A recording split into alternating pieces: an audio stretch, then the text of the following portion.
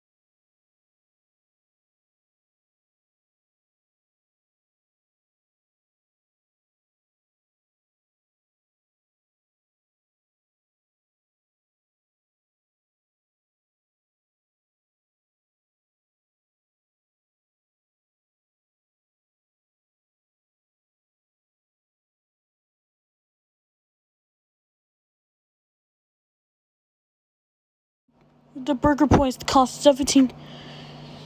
The double burger costs $5, and the deluxe burger it's $8. This message has been brought to you by the Federal Emergency Management Agency. Please disregard any information heard in the previous alert. Repeat, disregard any information heard in the previous alert. Disregard any information heard in the previous alert.